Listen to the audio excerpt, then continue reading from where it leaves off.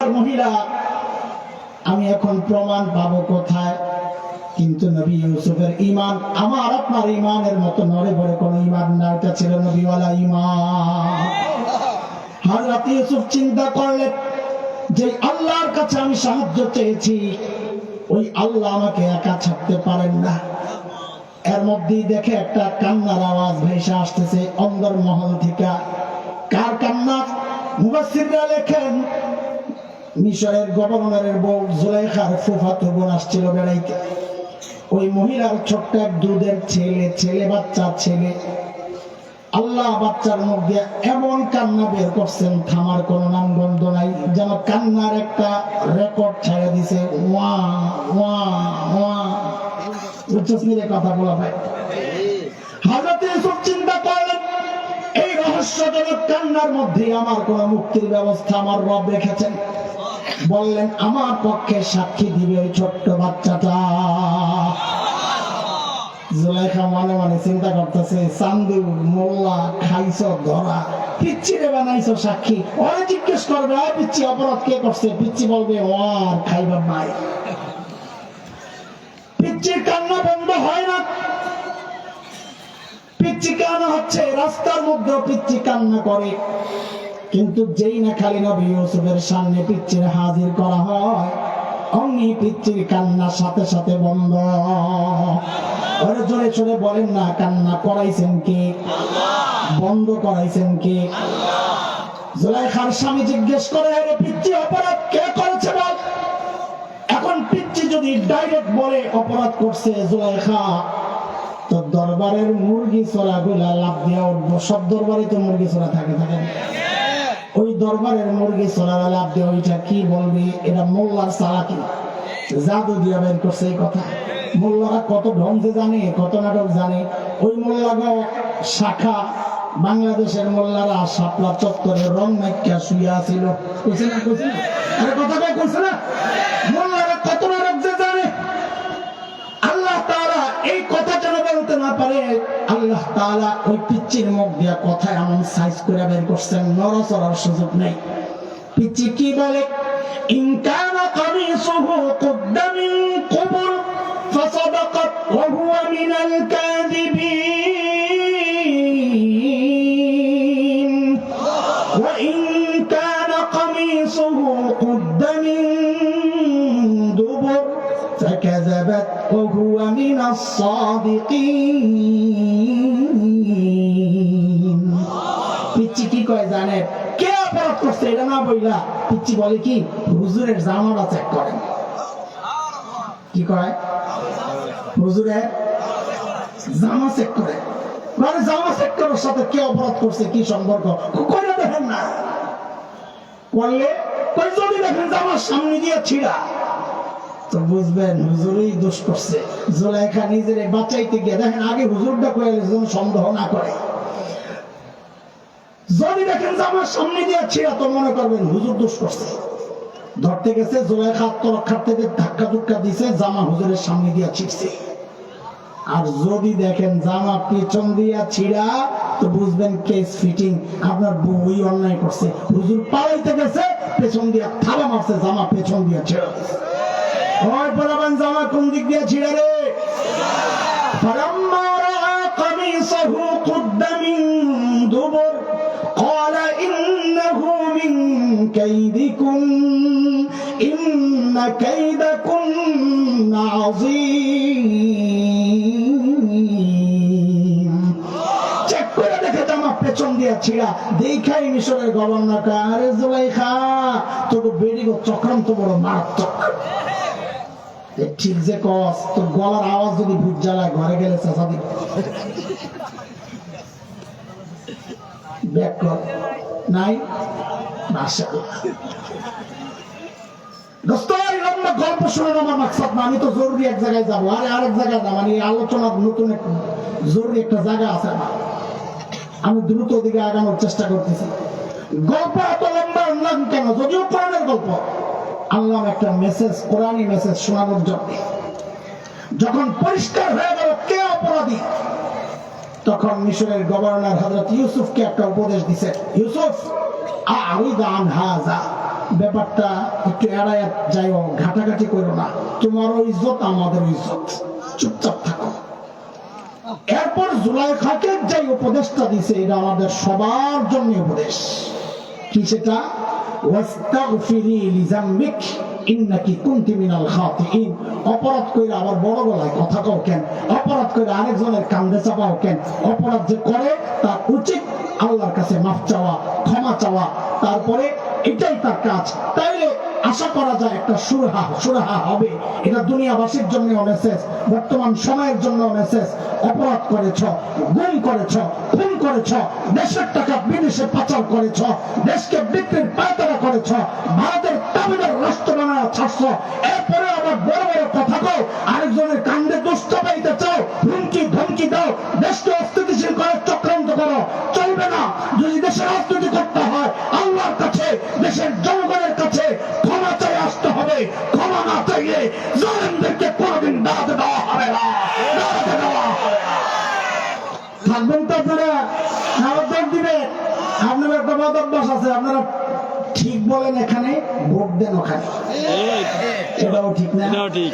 মাহফিলে যাই ঠিক কয়, ঠিক ভোট কেন্দ্রে কইলে হুজুরা পাস করতো, কথা ঠিক কিনা? হ্যাঁ, আমার কথা কয় না, ধরা খাইছে। আই তাড়াতাড়ি আগাইতে হবে। এক শ্রেণী বিনা হিসাবে জান্নাতে যাবেন তারা কারা? হযরত আম্বিয়া আলাইহিস সালাম। বলেন তাড়াতাড়ি বলেন, আমাকে আগায়া দেন না একটু। তারা কারা? নবীরা। এখানে এই উম্মতেরা ৭০,০০০ দল বিনা হিসাবে জান্নাতে যাবেন, যেই প্রত্যেক দলে আবার ৭০,০০০ থাকবে। আমি ওই বিষয়ে আলোচনায় যাব না, লম্বা হয়ে যাবে। আমাদের দ্বিতীয় শ্রেণীটা আলোচনার মূল পয়েন্ট, এটা একটু তাড়াতাড়ি আনতে চাই। দ্বিতীয় শ্রেণী কারা? যাদের গুনার পাল্লায় গুনাহ আছে, নেকির পাল্লায় নেকি নাই একটাও। মনে আছে কথা? তাদের ব্যাপারে আল্লাহর সিদ্ধান্ত কি? বিনা হিসাবে। আচ্ছা শোনেন তো, একটা মানুষের জীবনটা সারা জিন্দেগিতে একটা ভালো কাজও করে না, এটা কিভাবে সম্ভব? নেকির পাল্লা একটা নেকিও নাই। এই ফেরাউন কি জীবনে কোনো ভালো কাজ করে না? কি করছে কোন তো? না না, পিছন থেকে আওয়াজ আসছিল। হ্যাঁ, দেখছেন, একজন নবীকে পালছে। নবী মুসা আলাইহিস সালামকে পাইলা ফেরাউন বড় করছে। আপনারা একটা হুজুর বাচ্চা পালতে যান না, ফেরাউন একজন নবীরে পালছে। কম বড় কাজ, অনেক বড় কাজ না, এটা দামি কাজ না। এই কাজটা ফেরাউন করছে, কিন্তু কই যাবো বিনা হিসাবে? কারণ কি? আপনাদেরকে জবাবটা দেওয়ার জন্য আমি একটা জায়গা স্পেস বানিয়ে দিতেছি। সেটা হচ্ছে, ঈমান ছাড়া কোনো ভালো কাজের হিসাব হয় না। বলেন বলেন, ঈমান ছাড়া কোনো ভালো কাজের। তাই এবার আপনারা জবাব দেন, যাদের গুনার পাল্লায় গুনাহ আছে, নেকির পাল্লায় নেকি নাই একটাও, তারা কারা? বলেন। হ্যাঁ হ্যাঁ বলেন, আমি এই কথাটা বলার জন্যই তো জায়গাটা তৈরি করে দিছি। জোরে বলেন, তারা কারা? সবাই বলেন। তো ওইটা তো আপনারাও জানেন, আমিও জানি। এই জন্যই এই কথাটা আনছি, যেন আপনারা মনোযোগ ওই দিকেই থাকে, আরেক দিকে না যায়। কিন্তু আমি কথা কম আরেক জায়গায়। এই কাফের বেঈমানকে নিয়ে কথা বলা আমার উদ্দেশ্য না। সমাজে এমন একটা শ্রেণী আছে যাদের নাম মুসলমান, যারা নামাজ পড়ে, যাদের মৃত্যুর পর জানাজাও হয়, যাদের কুলখানিও হয়, 40 হয়, তাহাজ্জুদও পড়ে। আবার এমন লোক পাওয়া গেছে 80 টাকা তোলা। সুবহানাল্লাহ। কিন্তু কোরআনের ভাষায়, কোরআনের সিদ্ধান্তে, আল্লাহর সিদ্ধান্ত, তারা বিনা হিসাবে জাহান্নামে যাবে। তারা কারা? সূরা বাকারায় আসছে। খুব মনোযোগ লাগবে, স্পর্শকাতর বিষয়। আল্লাহ বলতেছে, ومن يرتد منكم عن دينه فيمت وهو كافر فأولئك حبطت أعمالهم في الدنيا والآخرة وأولئك أصحاب النار هم فيها خالدون।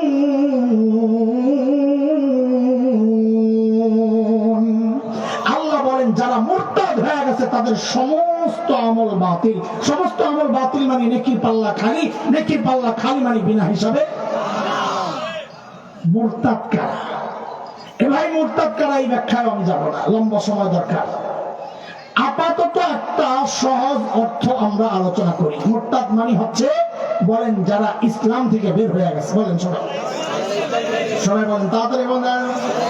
মুরতাদ মানে এতটুকু বুঝছে? তাহলে এবার একটা জরুরি কথা শুনে।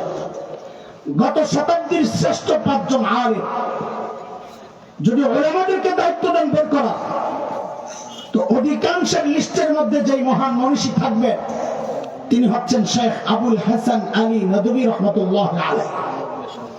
হযরত প্রায় 40 বছর আগে একটা কথা বলে গেছেন। আল্লাহু আকবার। আমাদের বড়দের ফিরাসত, দূরদৃষ্টি, যেন সেই কথাটা তিনি বাংলাদেশের এই সমাজ ব্যবস্থার দিকে তাকায় তাকায় বলে গেছে। হযরত কি বলেছেন জানেন? আরে মুরতাদ মানুষ নবীর যুগে হয়েছে সাল্লাল্লাহু আলাইহি ওয়াসাল্লাম, সাহাবীদের যুগে হয়েছে, এই যুগে হচ্ছে তার চেয়ে 1000 গুণ বেশি। কথাটা অনেকের কাছে কেমন কেমন লাগবে যে নবীর যুগেও মানুষ ইসলাম থেকে বের হয়ে গেছে, কি কয়? হ্যাঁ, আমি একটা উদাহরণ দিই তাহলে বুঝবেন আপনারা। মক্কা বিজয়ের দিন নবীজি যখন মক্কায় ঢুকে, তো নবীজি সাধারণ ক্ষমা ঘোষণা করছিলেন। কি বলে? লা তাসরিবা আলাইকুমুল ইয়াউম, আজকে কোনো প্রতিশোধ নাই, আমি সবাইকে মাফ করে দিলাম। কিন্তু কিছু মানুষের নাম বলেছেন নবীজি, এদেরকে ছাড় দেওয়া হবে না। মালউনিনা আইনামা সুকিফু উখিযু ওয়া কুতিলু তাকতীলা, এদেরকে যেখানেই পাওয়া যাবে ধৈর্যই হত্যা করতে হবে। এই মানুষগুলো কারা?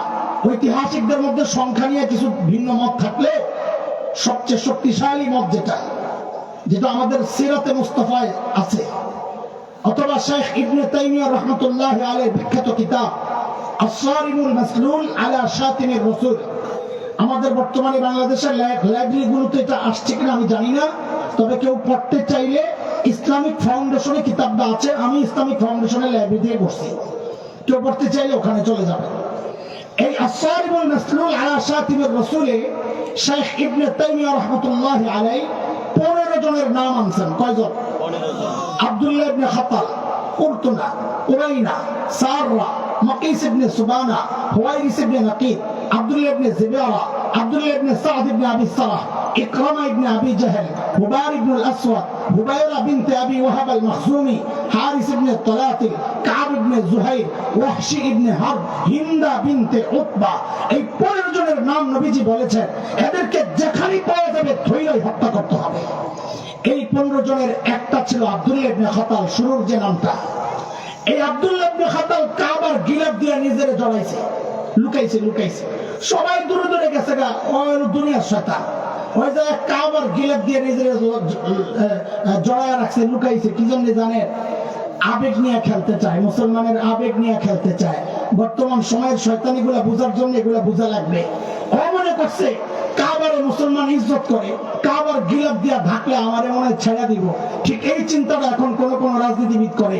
সারা জীবন হুজুরের বিরুদ্ধে, আলেমের বিরুদ্ধে, মাদ্রাসা শিক্ষার বিরুদ্ধে, দ্বীনের বিরুদ্ধে, কিন্তু যেই নির্বাচন আসে তো দেখা যায় ওরা আমাদের আবেগ নিয়ে খেলে। ওরা জানে টুপি একটা মুসলমানের আবেগের জায়গা, হিজাব একটা আবেগের জায়গা, তাসবিহ একটা আবেগের জায়গা। যেই নির্বাচন আসে আস্তে করে শয়তানরাই দেখবেন টুপি টাপি লাগায় পুরো হাসান বসরি। মুসলমান কথা দাও, এই 2 নম্বরই তার ধোকা খাওয়া যাবে না। কথা ঠিক আছে? আব্দুল্লাহ ইবনে খাতালরে দূর থেকে হযরত আলী দেখছেন, পাও দেখা যায়, মগায় বড়িয়ানা রাখছে, পাও তো নিচে দিয়া খালি। হযরত আলী খোলা তরবারি নিয়ে দিছেন দৌড়। আরো 2 সাহাবী হযরত আলীকে দেখছেন, আব্দুল্লাহ ইবনে খাতালরে দেয় নাই। দেখছে আলী দৌড় মারছে। কিছু বুঝা না বুঝা চিন্তা করে নাই, চিন্তা করছে আলী খামাকা দৌড় দেওয়ার পাবলিক না, নিশ্চয়ই কাস্টমার একটা পাইছে, ওর সাথে দৌড় মারছে। কাবার ভেতর, গিলাফের ভেতর থেকে আব্দুল্লাহ ইবনে খাতালকে বাইশ করছে হযরত আলী। শরীর থেকে কল্লা আলাদা কইরা বর্ষার মধ্যে এরকম ঝুলাইয়া মাকাম ইব্রাহিম এবং হাজরে আসওয়াদের মাঝখানে গাছছে। কেন? দুনিয়ার মানুষকে দেখাইছে আল্লাহর নবীকে যারা গালি দেয় ওদের শাস্তি এমনটাই হওয়া উচিত। দোস্ত, এই গল্প শোনানো আমার উদ্দেশ্য আমি খালি ওদিক জায়গা। এই আব্দুল্লাহ ইবনে খাতাল ছিল মুসলমান, নবীর যুগের মুসলমান, মদিনাতে ছিল। ইতিহাস পড়লে দেখা যায় মদিনার রাখালদেরকে হত্যা করে ওই পশুগুলা নিয়ে মক্কায় পালায় আসে, ইসলাম ত্যাগ করে। তাহলে আমাদের দলিলের জন্য যেটা দরকার ছিল, নবীর যুগেও মানুষ ইসলাম থেকে বের হয়েছে, প্রমাণিত। সাহাবীদের যুগেও বের হয়েছে। যেমন আজকে রিয়াদের কাছে এক অঞ্চল আছে ইয়ামামা নাম, ওই ইয়ামামা অঞ্চলের একটা বড় গোত্র বনু হানিফ। এই বনু হানিফের অসভ্য নাম হচ্ছে মুসাইলিমা, যে পরবর্তীতে আমাদের কাছে পরিচিত মুসাইলিমাতুল কাজ্জাব, যে মিথ্যা নবুয়তের দাবি করেছিল, মিথ্যা নবুয়তের দাবি করেছিল। হযরত আবু বকর রাদিয়াল্লাহু আনহুর সময়ে তার অনুসারী যারা, তারা ইসলাম থেকে বের হয়েছে সাহাবী যুগে। হযরত শেখ আবুল হাসান আলী নদভী বলে, খুব মনোযোগ মনোযোগ মনোযোগ মনোযোগ আল্লাহর রাস্তায়। শেখ আবুল হাসান আলী নদভী বলে, মুরতাদ মানুষ ওই যুগে হয়েছে, এই যুগে 1000 গুণ বেশি হচ্ছে। পার্থক্য কি? পার্থক্য খালি সংখ্যায় না, গভীর এক ভয়ঙ্কর বিষয়টা। পার্থক্য হচ্ছে ওই যুগে যারা মুরতাদ হয়েছে সে নিজেও জানতো আমি মুসলমান নাই, ইসলাম থেকে বের হয়ে গেছে। যে সমাজে মুরতাদ হয়েছে সমাজ জানতো আমি ইসলামে নাই, সে ইসলামে নাই, ইসলাম থেকে বের হয়ে গেছে। কিন্তু আফসোস, এই যুগে যে মুরতাদ হচ্ছে ও নিজেও জানে না, খবর নাই আমি ইসলাম থেকে বের হয়ে গেছি। যে সমাজে মুরতাদ হয়েছে সমাজেরও খবর নাই, সে ইসলাম থেকে বের হয়ে গেছে। সমাজের খবর নাই, এটার 3টা উদাহরণ দেই আমি, তো বুঝবেন আপনারা। 2013 ঢাকার শাহবাগের গণজাগরণ মঞ্চের কথা মনে আছে? যুদ্ধাপরাধীদের বিচার ত্বরান্বিত করার দাবিতে সে মঞ্চ বসেছিল। সেই গণজাগরণ মঞ্চের আড়ালে কিছু নাস্তিক কুলাঙ্গার ব্লগার সেখানে বসে বসে আমাদের প্রিয় নবীজি সাল্লাল্লাহু আলাইহি ওয়াসাল্লামের বিরুদ্ধে এমন সব ভয়ঙ্কর লেখালেখি করছিল, একজন ইমানদার হিসাবে এটা সহ্য করার মতো না। ওই সময়ের এক দুষ্ট ছিল রাজীব হায়দার, ব্লগ চালাতো থাবা বাবা। এই রাজীব হায়দারকে এদেশের কিছু ইমানদার যুবক, নবী প্রেমিক, সত্যিকার আশিক রাসূল, আমি দৃঢ়ভাবে বিশ্বাস করি ওই যুবকদের ঈমান আমি হাসান জামিলের ঈমানের চেয়ে শক্তিশালী। কেন? নবীর প্রেমের নিদর্শন হিসাবে যে কাজটা ওই যুবকরা করতে পেরেছে আমি হাসান জামিল করতে পারি নাই। ওরা কি করেছে? আল্লাহর নবীকে গালি দেওয়াই রাজীব হায়দারকে হত্যা করেছিল। একজন নবীর দুশমনের শাস্তি এইটাই তো হওয়া চাই, কথা কম ঠিক না? রাজীব হায়দারকে যখন হত্যা করে, আপনারা আগে বলেন রাজীব হায়দার মুসলমান না কাফের? মুরতাদ। কি সে কি? নাম তো সুন্দর রাজীব হায়দার, কিন্তু মুরতাদ। অথচ দেখে ওই সময়ে তৎকালীন পলাতক, আজকের পলাতক প্রধানমন্ত্রী শেখ হাসিনা সংসদে দাঁড়ায় বলেছিল রাজীব হায়দার হচ্ছে দ্বিতীয় মুক্তিযুদ্ধের প্রথম শহীদ। আপনারা বুঝেন নাই নাকি? বুঝলাম না। নাউজুবিল্লাহ কি বাড়ির যায় পড়বে? আর আল্লাহর নবীর যে গালি দেয় সে শহীদ হয় কি করে? কারণ সমাজ জানে না সে ইসলাম থেকে বের হয়ে গেছে। আরো দেখে মুসলমানের জানাজা হয় ঠিক আছে, কিন্তু কাফেরের জানাজা হয়, অথচ জানাজা হইল শাহবাগে। শাহবাগে কেন? সমাজ জানে না সে ইসলাম থেকে বের হয়ে গেছে, জানাজা তো পড়বে। বাকি আপনাদের কারো প্রশ্ন থাকতে পারে, হুজুর আপনার মতো কোন আলেমই তো জানাজাটা পড়াইছে, আপনারা জানাজা না পড়াইলে তো জানাজা হইতো না। বিষয়টা এমন না, আমরা না পড়াইলে জানাজা পড়ে নেবো। কুষ্টিয়ার এক এসপি ছিল, হুজুরকে জানাজা লাগবে না, আমরাই পড়াইতে পারবো। তারপরে বলি আমার ওই আলেম ভাইকে জোরপূর্বক নেওয়া হয়েছে, নিচে নিচে ওরা ওদের শক্তি দেখায় দিছে, মাওলানাও মাওলানার শক্তি দেখায় দিছে। কি করছে? ওযু ছাড়া নামাজ পড়ায় দিছে। কারবার হইছে না? পরের দিন পত্রিকা আসছে 3 তাকবীরে জানাজা। এই জানাজায় তাকবীর কয়টা রে বলাবেন? কথা দিছে কয়টা? আমি এক ভাইরে জিজ্ঞেস করলাম, আচ্ছা পিছনে এত মানুষ কেউ লোকমা দেয় নাই যে তাকবীর 3টা হইছে? ওই আল্লাহর বান্দার জবাব একটা দিছে দারুণ। পিছনে যে খাটাসটি দাঁড়াইছে ওরা জানলে না জানাজায় তাকবীর কয়টা? আরে ভুল ধরার জন্য তো জানা লাগবে। সমাজ জানে না সে নাস্তিক হয়ে গেছে, ইসলাম থেকে বের হয়ে গেছে, এই জন্য জানাজা পড়েছে। উদাহরণ নাম্বার 3, গত কয়েক সপ্তাহ ধরে বাংলাদেশে এক আওয়াজ আউল বাউল ফাউলদেরকে নিয়ে, আউল বাউল ফাউলদেরকে নিয়ে। শুনেন, বাউল এটা ভিন্ন এক ধর্ম, ইসলামের সাথে কোনো সম্পর্ক নাই। আপনার যদি সন্দেহ সংশয় থাকে আমি একটা সূত্র বলে দেই। নাস্তিক আহমদ শরীফের নাম মনে থাকার কথা। আমি যেই মহল্লায় থাকি, যেই গলিতে থাকে, আমার কয়েক বাসার পাশেই তার বাড়ি, আমি খুব ভালো করে চিনি। এই নাস্তিক আহমদ শরীফ একটা বই লিখেছে বাউলদেরকে নিয়ে, বাউল তত্ত্ব। ওই বইটা যদি কেউ পড়ে মুসলমান হওয়া লাগবে না, মেজাজ যদি সুস্থ থাকে সেও থু মারবে যে এটা কোনো মানুষের চরিত্র হইতে পারে। আরে কুত্তার চরিত্র এত খারাপ না, বাউলদের চরিত্র স্বভাব যে সিস্টেম তাদের এতটা নষ্টমি তাদের মধ্যে। অথচ আমরা কি দেখলাম, বাংলাদেশের এক বাউল বিখ্যাত আবুল সরকার, বাউল আবুল সরকার, সে আমার আল্লাহকে নিয়ে কি জঘন্য উক্তিগুলো করলো। কোরআনুল কারীমের এক শ্রেষ্ঠ সূরা সূরাতুন নাস নিয়ে কি জঘন্য উক্তিগুলো করলো। মুসলমানদের কলিজায় লেগেছে। এদেশের কিছু তাওহীদি জনতার প্রতিবাদের মুখে আবুল সরকারকে যখন গ্রেফতার করা হয়, তার প্রতিবাদে বাউলরা যখন আবার রাস্তায় নামে, তাওহীদি জনতার পিটুনি খাওয়া যখন পুকুরে লাফালাফা পড়ে, তখন আমরা দেখেছি এই নাস্তিক আর মুরতাদ বাউলদের পক্ষ নিয়েও একটা সমাজ দাঁড়াইছিল। কেন দাঁড়াইছে? সমাজ জানে তারা ইসলাম থেকে বের হয়ে গেছে। আমরা অবাক বিস্ময়ে লক্ষ্য করেছি, এদেশের এক শীর্ষ দলের শীর্ষ নেতা তিনি এতটা অবাক হয়েছে যে বাউলদের গায়ে আঘাত, এটা আমাদের গায়ে আঘাত, আমার চেতনায় লেগেছে। ওরে বাপরে বাপ, বাউলের মারার কারণে কি ওনার চেতনায় আঘাত লেগেছে। আয় হায়, আমরা বলি সামান্য ভোটের জন্য ঈমান আপনারা বিক্রি করতে পারেন। আপনাদের যেই চেতনাটা লেগেছে, শুনেন স্পষ্ট কথা, এটা তাওহীদি জনতার প্রত্যেকটা মানুষের হৃদয়ের কথা। যেই চেতনা আমার ঈমানের বিরুদ্ধে দাঁড়ায়, যেই চেতনা আমার চিন্তা চেতনা আকীদা বিশ্বাসের বিরুদ্ধে দাঁড়ায়, খোদার কসম ওই চেতনা আপনাদের মতো ভোটের রাজনীতির সন্ত্রাসীদের হইতে পারে, ঈমানদারের চেতনা না। বরং আমরা ওই চেতনার উপর লাথি মারি, লাথি মারি, লাথি মারি। কথা বুঝতেছেন আপনারা? অবস্থা শুনে এটাই ছিল বাংলাদেশের একটা অবস্থা। ব্যক্তি পর্যায়ে নাস্তিকতার চর্চা হয়েছে, অথবা দল বেঁধে বেঁধে নাস্তিকতার চর্চা হয়েছে। কিন্তু আমাদের জন্য বড় দুর্ভাগ্য, আমাদের গুনার ফসল এটা, আমাদের গুনার শাস্তি। আমরা আমাদের গুনার কারণে আল্লাহ শাস্তি আমাদেরকে দিচ্ছে। সেটা হচ্ছে আমাদের কাঁধে এখন এমন এক সরকার চেপে বসেছে, যাদের হাত ধরে এখন আর ব্যক্তিগত পর্যায়ে নাস্তিকতার চর্চা হচ্ছে না, এখন রাষ্ট্রীয় পৃষ্ঠপোষকতায় নাস্তিকতার চর্চা হচ্ছে। এটা আপনাদের কাছে খুব একটা অবাক লাগে না? এই জন্য ঠিকটা আসছে, কারণ জানেন না আপনারা দোষী না, আমরা দোষী, আপনাদেরকে জানাইতে পারি নাই। গত 16 মাস এই সরকারের অধীনে এমন সব প্রকল্প হাতে নেওয়া হয়েছে, ট্রান্সজেন্ডার আইনি ভিত্তি তারা দেয় নাই, এটা মুখে বলে, কিন্তু যেখানে জেন্ডারের প্রশ্ন আসে, তৃতীয় জেন্ডারের জন্য একটা কোটা তারা রেখে দেয়। শিক্ষক নিয়োগ দিবে, 1% ট্রান্সজেন্ডার নিয়োগ দিবে, 1% সে তো হয় নারী নয় পুরুষ, আলাদা ট্রান্সজেন্ডারের জন্য কোটা দেওয়া মানে হচ্ছে ট্রান্সজেন্ডারকে স্বীকৃতি দেওয়া।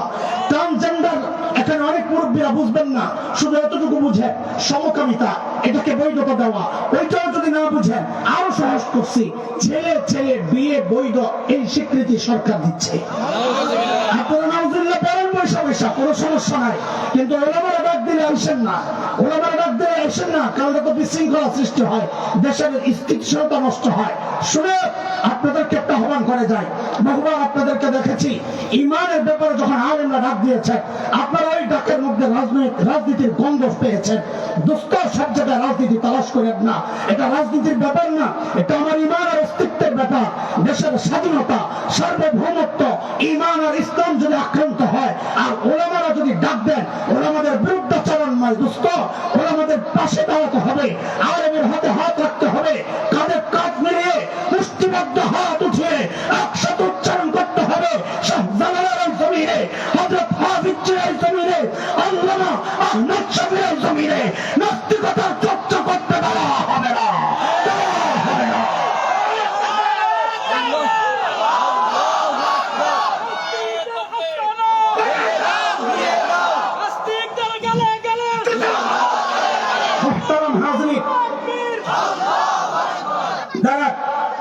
একটা স্লোগান ঠিক করে বলি, ওই যে আপনারা স্লোগান দেন, নাস্তিকদের রাস্তাটা ভেঙে দাও, গুড়িয়ে দাও, জ্বালিয়ে দাও, পুড়িয়ে দাও।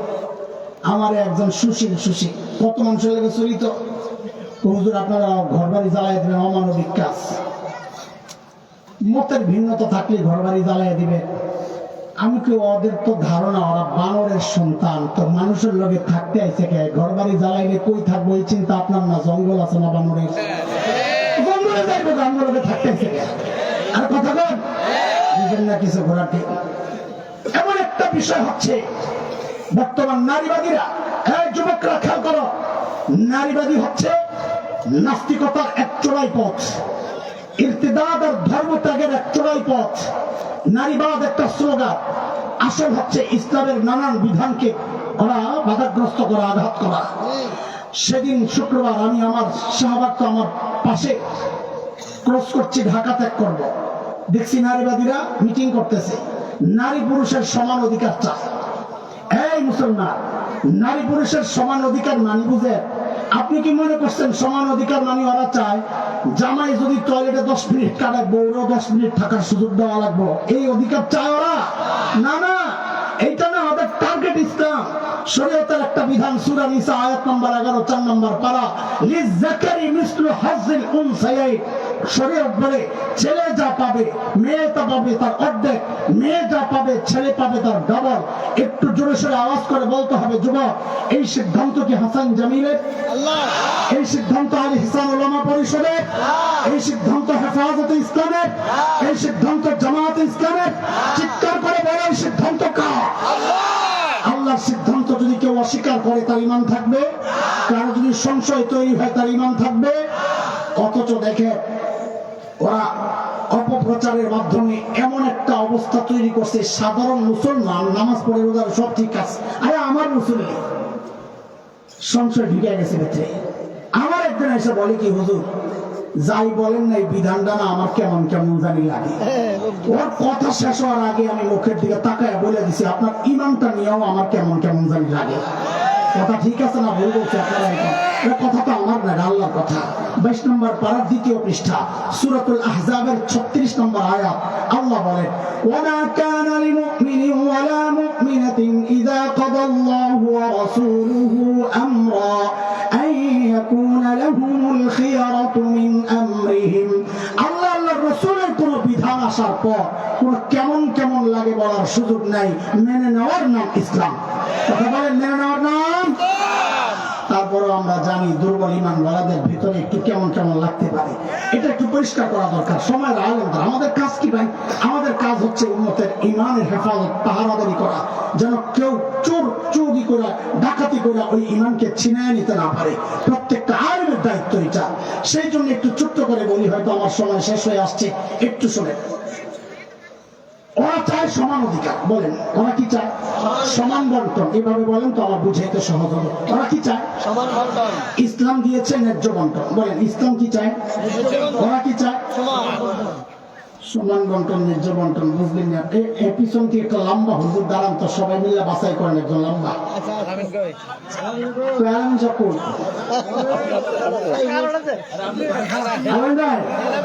আল্লাহ লম্বা বানাইছে, এমন করেন কেন?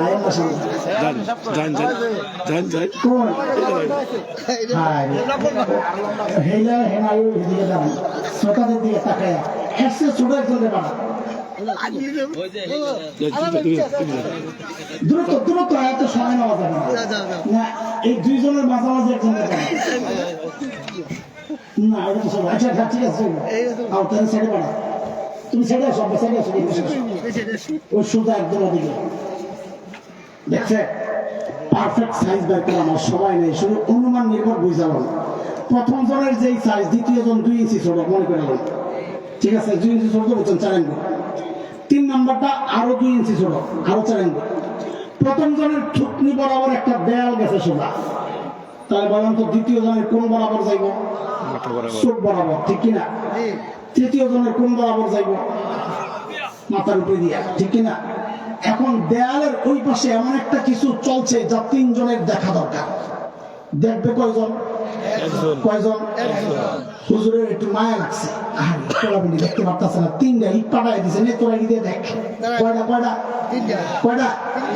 এখন সমান অধিকার যদি দায়িত্ব দেন, এই 3টা ইট করে বন্টন করে দেয়, তাহলে সমান অধিকার। বৈষম্য আমরা মানি না, 3 জনের সমান সমান 3টা দিয়া দাও। আচ্ছা আপনারা বলেন, 3 জনের যদি 3টা দেয়, প্রথম জনের তো ইট সারাইছে দেখতো, ওই ইটটা বেকার কিনা? বেকার। দ্বিতীয় জনের দিলেও দেখবে, ঠিক না? 3 নম্বরটারে একটা ইট দিলেও দেখবে। তাহলে সমান অধিকার মানে কেউ না কেউ বঞ্চিত হবে। দেখছেন সমান অধিকার মানে একজন কি হচ্ছে? বঞ্চিত হচ্ছে। কিন্তু যদি একজন আলেমকে দায়িত্ব দেন, ভাই এটা ইসলাম মতো বাট করে দেন, তো আলেম বলবে ইসলামে সমান অধিকার নাই, ইসলামে ন্যায্য বন্টন আছে। ন্যায্য বন্টন করতে যায় প্রথম জনকে বলবে, হুজুর আল্লাহ আপনার লম্বা বানাইছেন, শুকরিয়া, আপনি এটা নিয়েন না। আপনি তো ছাড়াই দেখেন। 2 নম্বরটারে বলবে ভাই তোমার তো একটা হইলেই যথেষ্ট, নাও তুমি একটা লও। 3 নম্বরটারে বলবো রে বাবা তুই 2টা লও। এখন 2টার উপর দাঁড়াইলেও দেখবে কিনা? দেখবে। একটার উপর দাঁড়াইলে মাঝখানটা দেখবে কিনা? দেখবে। কোনটা ছাড়াই 1 নম্বর জন দেখবে কিনা? দেখবে। কেউ বঞ্চিত হয়েছে কিনা? না। তো এবার বলেন আপনারা সমান বন্টনে ইনসাফ না ন্যায্য বন্টনে ইনসাফ? ইসলাম ন্যায্য বন্টন করেছে না সমান বন্টন করেছে? হ্যাঁ, ইসলামের বন্টন জান না হয়েছে মিষ্টি খাঙ্গা যায় পিছনে। ইসলামের বন্টন ইনসাফ না ওদের দাবিতে ইনসাফ? আচ্ছা না বুঝলে আরো বুঝেন, শোনেন। ছেলে আর মেয়ে বাবার কাছে আরজি করছে, আমরা আবুল খায়ের আমার ছোট বোনের জামাই। এটা না বললেও চলতো, তাই না? কিন্তু বলা দরকার এই জন্য যে কারো ছিলেন সিন্নি খান, মিষ্টি খান, মোল্লা ছিলেন না, যে এই জন্য বললাম যে ওই মোল্লা হইলে আবুল খায়, হেরু ছিলেন সিন্নি খাইতেছেন আর কি। আচ্ছা শোনে, আবুল খায়ের পোলা মাইয়া যাবো নানার বাড়ি, যাও মানে বুঝেন নি, দাও এই সামনে বলুন বুঝতে গেছে, আমি ব্যাখ্যা দেবো না। কিসে না জানি, যাও তো। বা আবুল খায়ের মেয়েরে দিছে 50 টাকা, কত? ছেলেরে দিছে 100 টাকা। হায় হায়, পাশের ফ্ল্যাটে থাকে এক নারীবাদী শুনাই হালকা শুরু করছে, হুজুররা খালি বৈষম্য করে মেয়েদের ব্যাপারে। মায়েরা দিল 50 টাকা, পোড়ার দিল 100 টাকা। দেখছো হুজুর কত খারাপ, টাকা পয়সার অভাব আছে, আর শুরু করছে না। ফেসবুকে পোস্টারটা দেওয়া হয়েছে।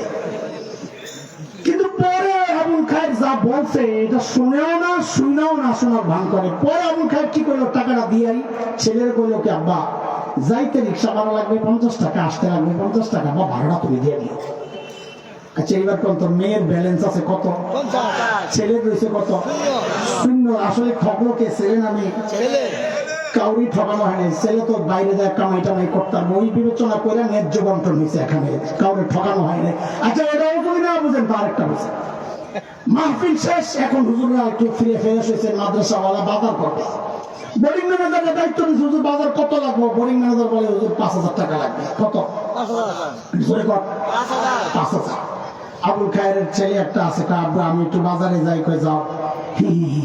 মনে আছে কি চাই? তা আবুল খায়ের পকেট থেকে একটা কসকসে 100 টাকার নোট বের করছে। মাওলানা আবুল খায়ের সাহেব কত বের করছে? 100 টাকা বের করে পিচ্চির সামনে ধইরা বলে, নে আব্বা মজা খাইস।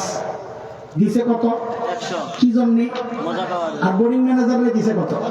কি জন্য? যেই না পিচ্চির সামনে 100 টাকা ধরছে, পিচ্চি 360 ডিগ্রি একটা মোচড় মারছে। সবসময় ক্ষেত্রে করে ঠেকানো অবস্থা তোমার। আর তুই পারবি তো? আর 100 নেবো না। কত লাগবে? আমার 5000 দেওয়া লাগবে। কত? 5000 কেন? হুজুরে দিছ, হুজুর তো বাজার করবে, আমিও তো বাজারে যাবো, সমান অধিকার। আয় খেয়াল করে, এই পিচ্চির সমান অধিকার দাবি এটা যৌক্তিক না পাগলামি? জোরে চিৎকার দিয়ে বলতে হবে, জোরে চিল্লাইয়া কইতে হবে, যৌক্তিক দাবি না পাগলামি? আরো জোরে। এই পাগলামি সমান অধিকারের নামে ওরা আমাদেরকে গেলাতে চায় কেমনে? এইবার চূড়ান্ত উদাহরণ বোঝেন, আমি আর দিতার নাম সময় নাই। ইসলাম ছেলেকে ভাগ দিছে 2, কত? 2। মুখস্থ জোরে জোরে কও, কত? 2। দায়িত্ব দিছে 4টা, ভাগ দিছে কয়টা? 2টা। দায়িত্ব দিছে কয়টা? 4টা। মেয়েরে ভাগ দিছে কয়টা? দায়িত্ব 0। দায়িত্ব 0। আমি এমনি বলছিলাম, আমি যেমনি করছি এরকম একটা গুল্লি মারতেছ, যেন সংশয় বাড়িতে কলিজায় লাগে, সংশয় নিচে দিয়ে ভিট করে বেরিয়ে যায়। ভাগ কয়টা? একটা। দায়িত্ব 0। আবার জিজ্ঞেস করে ঠিক মতন কবি না, মুরগি বানায় দেবো, পোলা প্যান্ডা কইতাছে। মেয়েরা ইসলাম ভাগ দিছে কয়টা? একটা। দায়িত্ব 0। ছেলেরে ভাগ কয়টা? দায়িত্ব 4টা। কেমনে 4টা? এইবার বুঝে। 1 নাম্বার, ও ছেলে তুমি যদি স্বামী হও তো স্ত্রীর সব ভরণ পোষণের দায়িত্ব তুমি স্বামীর। ঠিক। 2 নাম্বার, ও ছেলে তুমি যদি বাবা হও কন্যার ভরণ পোষণের দায়িত্ব সব তুমি বাবার। ঠিক। 3 নাম্বার, ও ছেলে তুমি যদি সন্তান হও মায়ের সব ভরণ পোষণের দায়িত্ব তুমি সন্তানের। 4 নাম্বার, ও ছেলে তুমি যদি ভাই হও বোনের ভরণ পোষণের দায়িত্ব তুমি ভাইয়ের। বলেন ভাগ কয়টা? দায়িত্ব কয়টা? মাইসিনসনি ভাগ কয়টা? দায়িত্ব কয়টা? আবার আবার ভাগ কয়টা? দায়িত্ব কয়টা?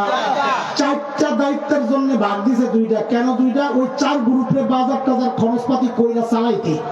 তো সংক্ষেপে বলেন 2 কেন বাজার করতে? বলেন 2 কেন?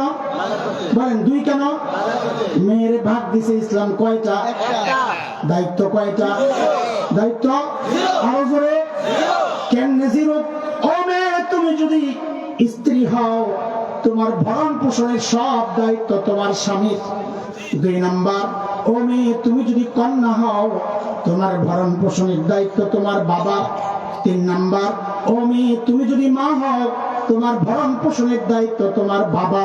4 নাম্বার, ও মেয়ে, তুমি যদি বোন হও, তোমার ভরণ পোষণের দায়িত্ব তোমার ভাইয়ের। বলেন তো ভাগ কয়টা? দায়িত্ব নাই। দায়িত্ব নাই। দায়িত্ব নাই। ছেলের ভাগ কয়টা? দায়িত্ব কয়টা? মেয়ের ভাগ কয়টা? দায়িত্ব নাই। দায়িত্ব নাই, ভাগ কি জন্য? মজা খাইতে। কি জন্যে? কি জন্যে? আরে কথা কর। ওই যে হুজুরের উদাহরণ ভুলে গেছেন না? হুজুর পোলারে 100 দিছিল কি জন্যে? মজা খাওয়া গ্রুপ কি কইছিল? সমান সমান, মনে আসেনি? এইবার দুইটার একখানে মিলে এখন ছেলের 2 কি জন্যে? বাজার করতে। না না, সাবাস। ছেলের 2 কি জন্যে? মেয়ের 1 কি জন্যে? আবার আবার জোরে এবার একসাথে। ছেলের 2 কি জন্যে? মেয়ের 1 কি জন্যে? আবার আবার ছেলের 2 কি জন্যে? মেয়ের 1 কি জন্যে? এখন এই মজা খাওয়া গ্রুপ যদি বলে আমারও বাজারওয়ালার মতো সমান সমান দেওয়া লাগবে, বলেন এই দাবিটা যৌক্তিক না ওই হুজুরের ছেলের মতো পাগলামি? আর যেরকম যৌক্তিক দাবি না, পাগলামি দাবি। ইসলাম যেটা দিয়েছে এটাই হচ্ছে সুন্দর সিস্টেম। ইসলাম সমান অধিকার, সমান বন্টন এগুলা বিশ্বাস করে না। ইসলাম বিশ্বাস করে কোন বন্টনে? কোন বন্টনে? আচ্ছা ঠিক আছে, চলেন, অনেক বেশি আপনাদের বুঝাই লাইছি, সময় যাইতেছে, বেশি বিরক্ত লাগতেছে। হ্যাঁ, লাগলে কি আর কইবেন? এত কষ্ট করে আইছে, আমরা বিরক্ত লইব, থাকেন, আমরা বুঝি। কয় গ্রুপ হাসরের মাঠে? 1 নাম্বার বিনা হিসাবে, 2 নাম্বার বিনা হিসাবে, আর রয়েছে কয়টা? এই 2টা পরে কোন পিছনের পরীক্ষা লইয়া দেয়। কি বুঝছেন এখন দেখা যাবে। এই 2টার মধ্যেই পরীক্ষা। আচ্ছা বলেন তো, কারো আমল নামায় নেকির পাল্লায়, নেকির পাল্লায় পাল্লা কয়টা? নেকির পাল্লায় গোটা বাংলাদেশটার যেই ওজন, বাপরে বাপ, আপনাকে এতটুকু জায়গার ওজন করতে আল্লাহ ছাড়া কেউ জানে না। কারণ মাটি কয়েক কিলো নিচে কে জানে? টোটাল মাটি, পানি, গাছ গাছালি, বিল্ডিং বিল্ডিং সহ সারা বাংলাদেশটার ওজন যেই পরিমাণ, এই পরিমাণ নেকি আছে নেকির পাল্লায়। এইবার বুঝে শুনে বলেন তো, পাল্লাটা ভারী না হালকা? জোরে কম, আরো জোরে চিৎকার করে। ভারী তো কইলেন, পরে আমি আরো আগামী যখন কথা, তখন কিন্তু আবার জোলাইখার মতো পোল্ট্রি মারা যাবে না, মনে থাকবো তো। কিন্তু গুনার পাল্লায় গুণা আছে, ভারত সমান গুণা। এইবার কত নেকির পাল্লা বাংলাদেশ সমান নেকি দিয়া ভারী না হালকা? একটু আগে কি কইছে? পোল্ট্রি পালন কি জন্য জায়গায় না বুঝা? আপনাদের বলা দরকার ছিল যখন বলেছি নেকির পাল্লায় নেকি আছে বাংলাদেশ সমান। এবার কোন ভারী না হালকা বলা দরকার ছিল। হুজুর পাশের পাল্লায় কি আছে আগে এটা বললে না বলবো, কারণ 1 পাল্লা দিয়ে তো বুঝার উপায় নাই ভারী না হালকা। এটা মাপের সিস্টেমই তো করবো না, মনে আছে? এইবার বুঝা বলেন তো, নেকির পাল্লায় নেকি আছে 1 কেজি, কত? বলেন তো ভারী না হালকা? মাশাআল্লাহ। পরের পাল্লায় গুনার পাল্লায় গুনাহ আছে আধা কেজি, কদ্দুর? বলেন তো এবার 1 কেজি ওয়ালা নেকির পাল্লা ভারী না হালকা? হ্যাঁ হ্যাঁ, চিৎকার করে বলেন না আল্লাহু আকবার। কেন বুঝছেন নি? পেঁচটা বুঝছেন নি? বাংলাদেশ সমান নেকি দিয়াও নেকির পাল্লা ভারী বানানো যায় নাই, অথচ 1 কেজি নেকি দিয়াই নেকির পাল্লা ভারী হয়ে গেছে। কেন? কারণ নেকির পাল্লায় আমল কম না বেশি এটা দিয়া ভারী না হালকা নির্ধারণ হয় না। নেকির পাল্লা ভারী না হালকা নির্ধারিত হয় গুনার পাল্লা দিয়া। কি দিয়া? কি দিয়া? কি দিয়া? কি দিয়া? বলেন কি দিয়া? কি বোঝা গেল? আমাদের মূল দৃষ্টি কই দেওয়া দরকার? নেকির পাল্লায় না গুনার গুনার পাল্লায় দৃষ্টি দিব কি? দুইটা। কয় দৃষ্টি? এক হচ্ছে ভবিষ্যতে গুনাহ করব না, বলে ইনশাআল্লাহ। কেমনে? বলে ছেড়ে দিব, তাই তো হয়। তবে আলেম ওলামা নেককারদের সাথে যত বেশি সম্পর্ক রাখবেন, গুনাহ থেকে বাঁচা তত সহজ হবে ইনশাআল্লাহ। দুই নম্বর দৃষ্টি দিব হচ্ছে অতীতের গুনাহগুলা রাখবো না, বলে ইনশাআল্লাহ। বলেন অতীতের গুনাহ, বলেন অতীতের গুনাহ। পদ্ধতি কি? এটার মতো সহজ পদ্ধতি দুনিয়ায় আর কিচ্ছু নাই। গুনার পাল্লা খালি করার মতো সহজ পদ্ধতি দুনিয়ায় আর কিচ্ছু, আমার অনুভূতি এটা। কেন জানে? কেন বললাম? কারণ হচ্ছে আমার রব তার একটা নাম রাখছেন বড় আজীব, গফফার। কিনা? বলেন না কিনা?